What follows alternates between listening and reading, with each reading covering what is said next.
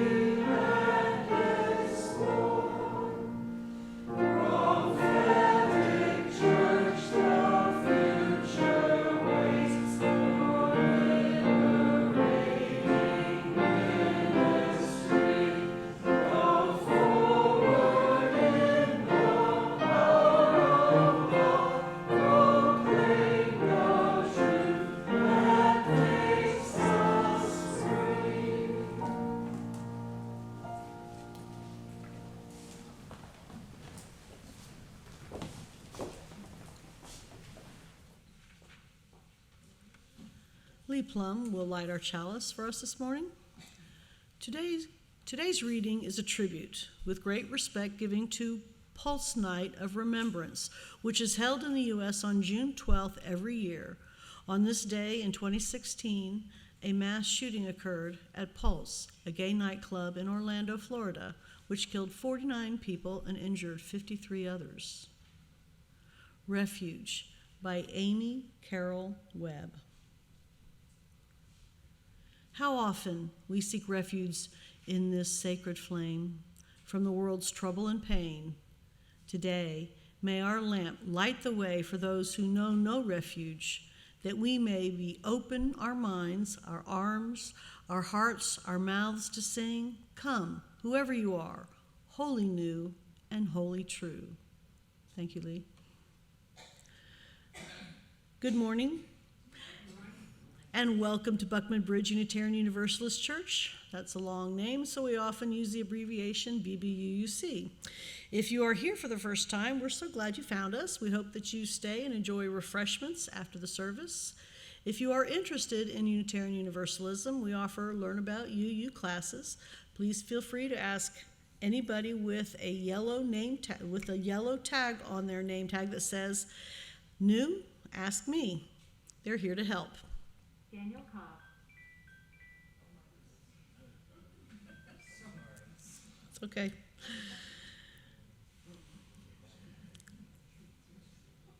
We welcome all of you to our service, especially those of you who are searching for a spiritual home. Many of us were once, too, seeking for something larger than ourselves to which we could belong, a sense of rootedness to hold us as we create meaning together. We do that well here, though not perfectly. In this congregation, we strive not for perfection, but for authenticity and connection. Whether it's your first time in worship with us or your 100th, we hope that you'll find here questions that stretch you, people to befriend you, and a liberal religious value that challenges you to join us in loving boldly, living justly, and welcoming radically. May we root ourselves in the values of this faith, a faith based on covenant rather than creed. Our congregation's covenant can be found printed in the inside of the order of service. Let's recite it together. We covenant to engage one another with honesty, kindness, and respect, to value diversity, seek understanding of our differences, and practice gracious accountability with care, love, and empathy.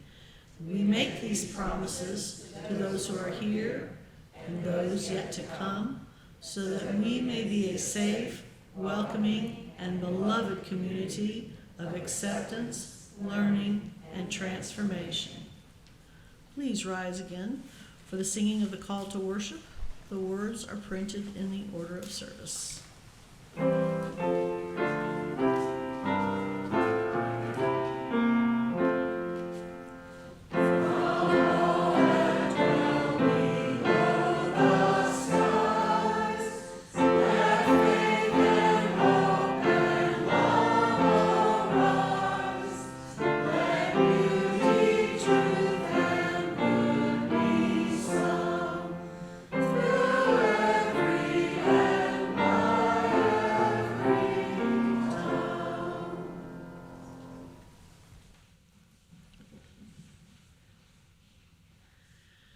I got a story for you today.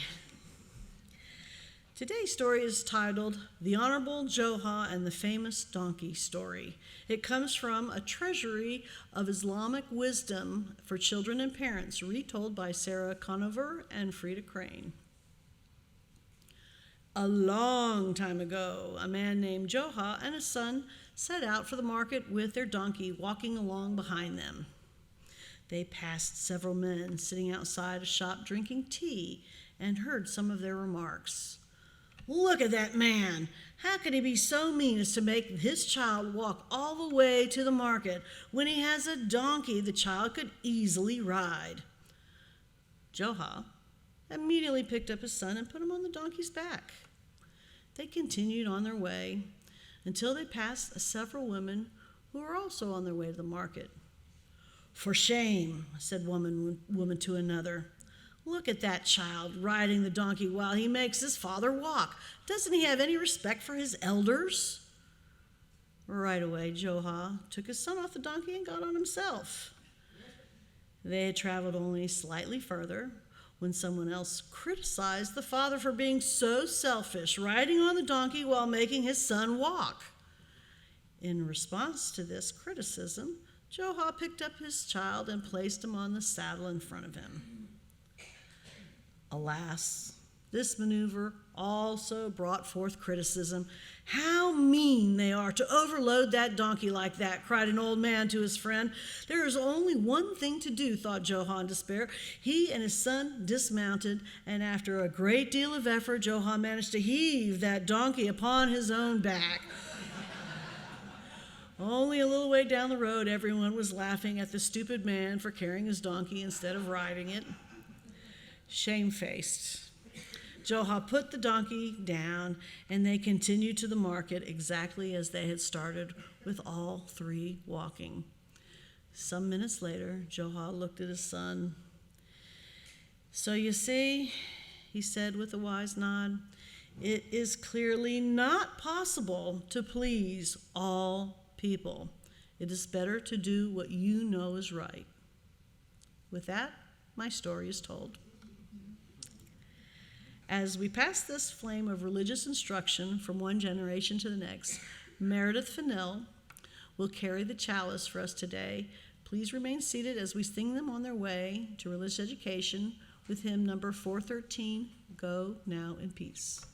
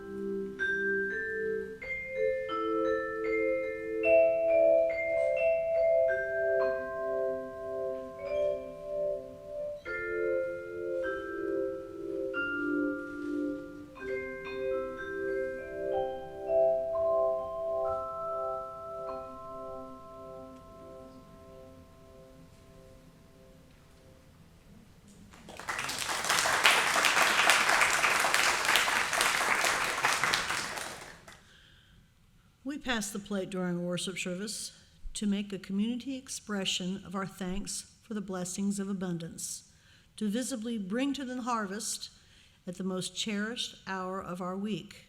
We know that our financial contributions to this congregation come from sacrifice and hard work.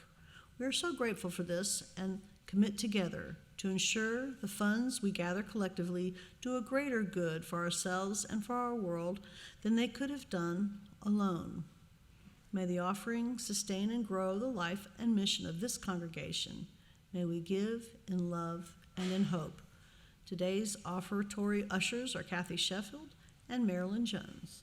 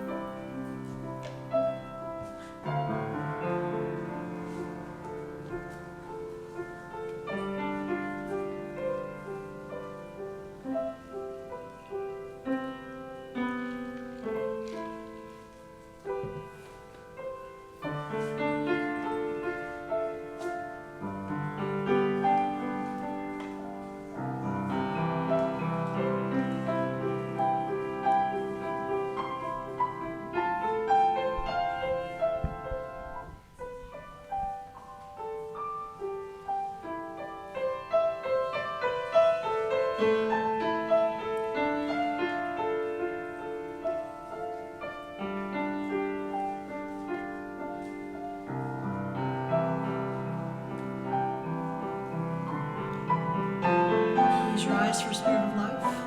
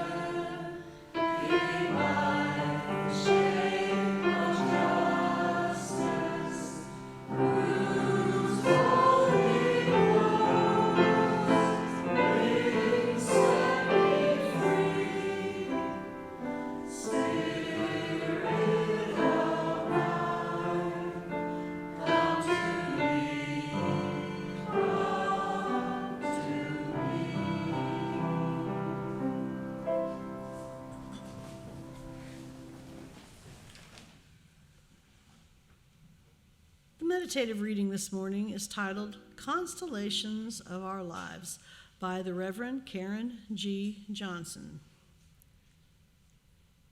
Humans make map of stars, choosing some stars, ignoring others, to project our imaginations into the heavens. These maps shift over time and across cultures. Names change for the same assemblage of bright points. Drinking Gourd, Big Dipper, Plow, Lost Hunter, Saptarishi, that's Tibetan. Humans make constellations by connecting stars. Humans make meaning by connecting stories, story to narrative to story. Some blaze bright, some are faint. Most are backdrops to the great and mundane human unfolding. Let us imagine the stories of our lives as a starry universe above our heads. As leaders of this congregation, we are tasked and trusted to draw constellations in this, our beloved small universe. May the stories we connect draw constellations that reflect a shared ministry that calls out the best in us. Amen. Our virtual speaker today is from the southern region of the UUA's Congregational Life staff with a sermon titled Church to Be and to Do by the Reverend Byron Tyler Coles.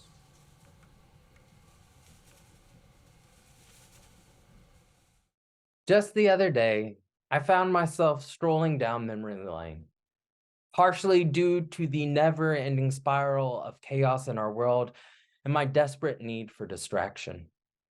As memories and sensations came and went, my mind landed on the water's edge where I spent several summers with my father camping at Smith Mountain Lake in Central Virginia. There at this campground, I would just roam about on my own, playing in the creeks that meandered their way into the lake, picking up large chunks of quartz crystal and adding them to my growing collection, and spying upon salamanders as they slithered about. The water's edge was a cherished place, a safe place. It allowed me to be curious, happy, and carefree. And there I would occasionally build sandcastles on the beach. And in all reality, it wasn't much of a beach, but it was a small cove that had been cleared of a few saplings and large rocks, which had a few barrels of sand put down to make it feel more like a beach. While my father was never much of one to buy me proper toys to build sandcastles with, I instead used what was available to me: damp sticks, jagged rocks, fallen leaves, and my own bare hands. While none of my creations looked like the proper and respectable sandcastles that most of us would be accustomed to, they worked for me. You could generously say that my earthen creations had character and some pizzazz about them. And my, how I was proud of what I had carefully planned for and created. Yet that pride did not always last, because building sandcastles on the edge of a lake denotes the presence of one thing: water. Each morning I would come to the makeshift shoreline only to find my gleaming creation from the day before practically washed away. And without a doubt, I would become frustrated, grief-stricken, and overall bewildered as to how my work could just cease to be. Each time I would build something new and strategize a different plan that included a bigger moat or a higher wall of sticks, all in the hopes that my sandcastles would be protected from the rising tides and ever-present waves. And each time, I would return only to be frustrated, grief-stricken, and bewildered yet again. In retrospect, I am left wondering, how could I have ever held back the waters alone? And where could I have gone for support in rebuilding? In some way, this is one of the ancient questions that we as humans have asked ourselves repeatedly.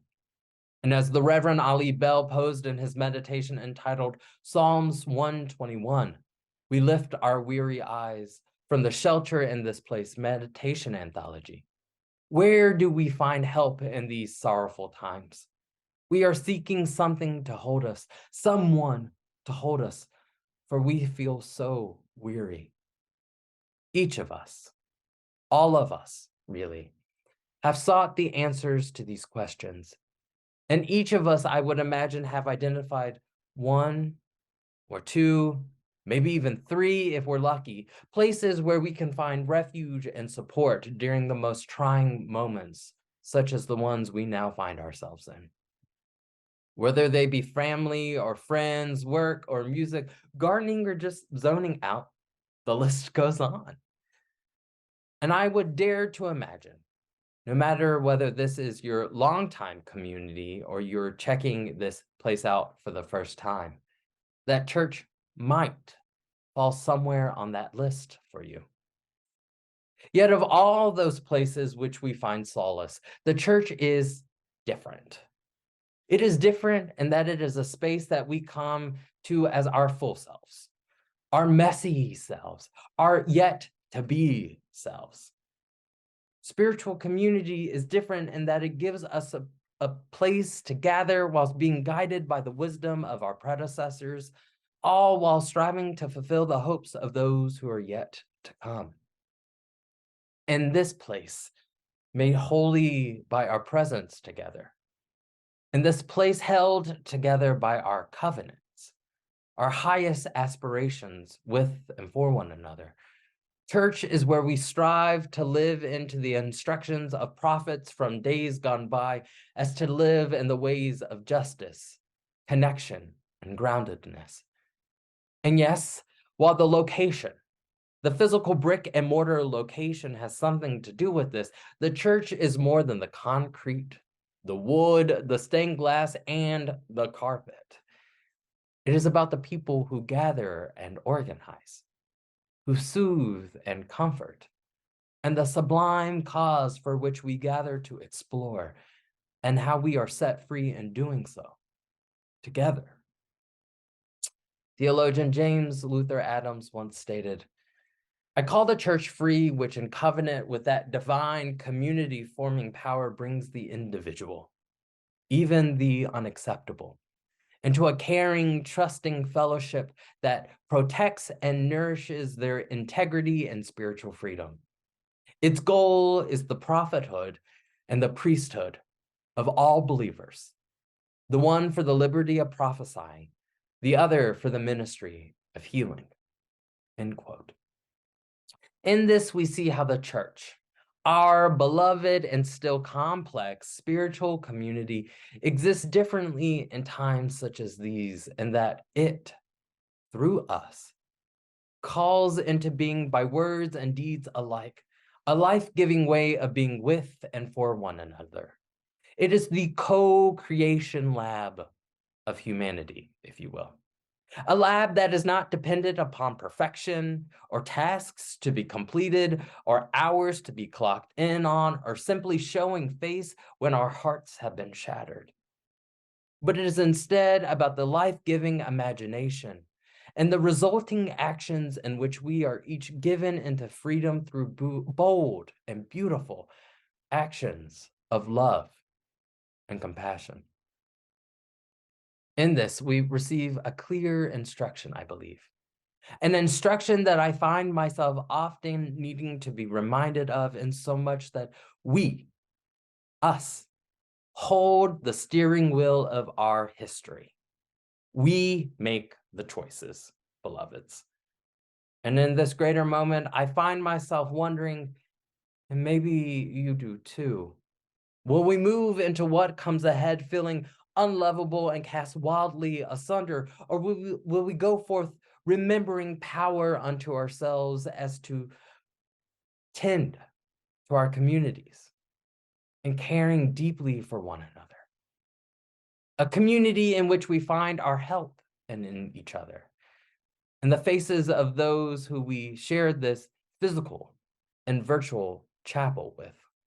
One in which we find embrace, though not always in the physical sense, but in the knowing and remembering that we have been, are being, and will be cared for and witnessed to throughout the course of our life. Yet the prophetic and healing work that we are all tasked with feels wildly daunting right now. We are in a moment of cosmic shifting, and as I have come to say, if we lived 2,000 to 5,000 years ago, we would be writing biblical stories about what we are experiencing and witnessing right now. For nothing is normal. Nothing is right. The tide continues to rise, and the waves seem to almost never cease. And I must admit that this week has felt like another one of those trying series of days full of trials and tribulations. Things are so hard, beloveds. And I have found, just naming for myself and maybe for you too, that my anxiety and despair is eking out all over the place. We have turned to a whole manner of things instead of creating, ensuring relationships and upholding our covenants with one another. It is easy for us to be guided by our broken hearts and open wounds, not towards care and tenderness, but towards isolation and despair. And though, while understandable, it doesn't change anything. It only makes it worse over time. But as we look for the guiding wisdom, a guiding word, I find the words and meditations of Adrienne Marie Brown as a reminder, and that she says, we can survive this without destroying everyone around us. though however challenging our mission, to prophetically imagine a new way of being and feeling may be, it is only possible through the telling of the hard and tender truths of our time. And it is only through the telling of our individual and collective truths that we can fulfill our mission as a covenanted spiritual community. This invites us at least and requires us at most to speak of our experiences in all the moments of our lives, to be brave in the sharing about our broken hearts and weary spirits, and our joys and excitements, because our emotions exist in the intricately woven tapestry of our fleshiness. And to be honest about where we have been and most likely need to go in the days ahead. There's a part of me, I must confess, that feels hesitant in exploring these delicate threads, as I can hear the nagging whisper in my head saying, "Go easy right now. We can't take too much." Yet in so many conversations with others, I detect a deep desire, a desperate yearning to be reminded that we are indeed headed somewhere, or at least needing to be reminded that it is our hope as a religious people, guided by audacious values and a prophetic mission, that we are indeed headed somewhere. A somewhere I would imagine that is akin to what my ancestors would have called the promised land, where milk and honey flow freely for all to receive. But such is only possible if we do the needed discernment work and the precious tending to our journeys right here, right now. In April of 2020, the Reverend Nadia Bowles-Weber shared in her remarks at the National Cathedral in Washington, D.C., that this is the time where we will have to clean out the church. Meaning, we are going to need to act while discerning what is and is not our work to do. We can't do it all. We will need to discern what is and is not our mission and greatest calling. We are going to have to discern what is and is not embodying our values. And what we discern God willing should not be infighting, or hiding our light, or fear-based guessing, choosing the same old, the quick disregard and passing interaction, or over-functioning because it is what we are used to. But we instead have this moment to make other choices. Faithful choices, imaginative and creative choices, healing and transformative choices, to ground and connect with one another. This effort has been and will be hard because the sources of our pain are ongoing. Yet we must remember in all of this that the trauma of our time seeks to pull us to the shadowy places that say isolation, distraction, and chaos is all that is left. Yet the healing that we can champion and bring about for one another occurs through bringing ourselves into ourselves, bringing our communities into themselves through acts of transformation rooted in truth-telling, accountability, reorienting, and moving forward differently. Healing is ultimately about coming into and remembering our whole selves, reaching out to one another in blessed care, and reassuring one another in our collective journey. And it will require us to try out new modalities and to pivot in changing needs as to access the care of community, justice, and groundedness right now, though we would sometimes rather not. So I'd like to invite you into a few moments of prophetic mindfulness, if you will. If you're comfortable, close your eyes, place your hands somewhere comfortable, and envision what an audaciously supportive spiritual community feels like. What sensations come up? Are there tears? Honor them.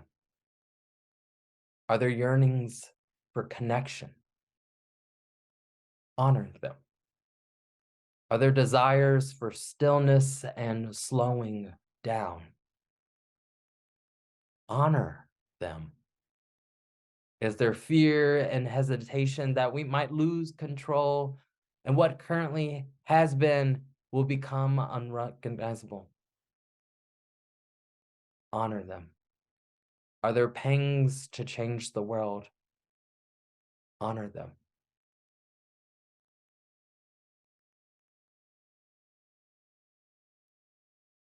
When you're ready, I invite you back into this space. Open your eyes and take a few deep breaths. In closing, I'd like to share another memory of those childhood sandcastles I had mentioned earlier. One of those mornings when I had come to the water's edge and found my creation from the day before gone, I was greeted by other children around my age. I hadn't seen them before, but they noticed how I was peering down at a mound of sand and rocks and sticks and leaves, and they asked, "What are you doing?" I sheepishly shared that it was a sandcastle that I had built the day before. Maybe noticing the look upon my face, as I have never been one to hide a facial expression, they asked if I'd like to build another castle with them. So I said yes. At that moment, one of the children walked away for a few moments, only to reappear with a few sandcastle-shaped buckets and a shovel. Beloveds, we are indeed each other's keepers. Tending to our lives with and for one another has always felt challenging, because it is. But we can and we must do it together. It is our invitation. It is our mission. It is our mandate as a spiritual community who have covenanted with one another to do a whole host of things, and most of all, to love and care for one another mutually.